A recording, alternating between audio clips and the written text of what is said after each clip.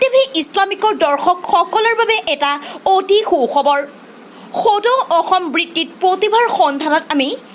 Tv Islamicৰ সমূহ কৰ্মকৰ্তা অসমৰ বিভিন্ন জিলাৰ পৰা কেৰাটত প্ৰতিভা থকা যুৱক যুৱতীসকলক অধিক উৎসাহ দিবৰ বাবে আৰম্ভ কৰা হৈছে এটা কেৰাট অনুষ্ঠান উক্ত অনুষ্ঠানত অসমৰ বিভিন্ন কেৰাটত প্ৰতিভা থকা যুৱক যুৱতীসকলে ভাগ লৈ বিজয় হ'ব পাৰিলে লাভ কৰিব নগদ পুৰস্কাৰ ধন আৰু লগতে ট্ৰফি পুৰস্কাৰসমূহ এনে ধৰণৰ প্ৰথম পুৰস্কাৰ ৩০০০ টকা লগতে ট্ৰফি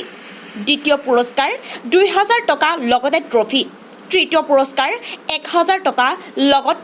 ট্ৰফি অনুষ্ঠানটো ৫টা ৰাউণ্ডত চলাই নিয়া হ'ব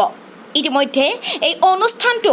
আগবঢ়াই নিবলৈ গঠন কৰা হৈছে কেইবাটাও নিয়মাৱলীসমূহ ১ নম্বৰত সম্পাদনা কৰা এডিটেড ভিডিঅ' গ্ৰহণ কৰা নহ'ব ২ নম্বৰত কেৰাটৰ সময় মাত্ৰ ৩ মিনিট আৰু সম্পূৰ্ণ ভিডিঅ'টি ৩ মিনিটকৈ বেছি হ'ব নালাগিব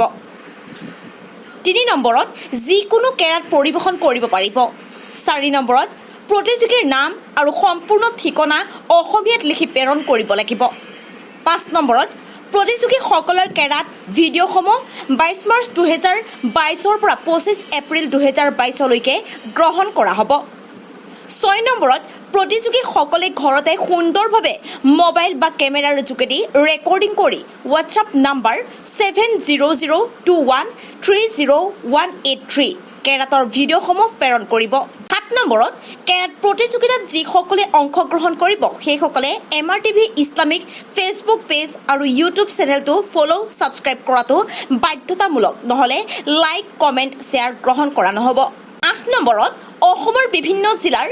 ২-৩জন বিচাৰকে কেৰাট প্ৰতিযোগিতাখনত বিচাৰ কৰি ফলাফল উলিয়াব ৯ নম্বৰত বিচাৰকৰ সিদ্ধান্তই চূড়ান্ত সিদ্ধান্ত ১০ নম্বৰতে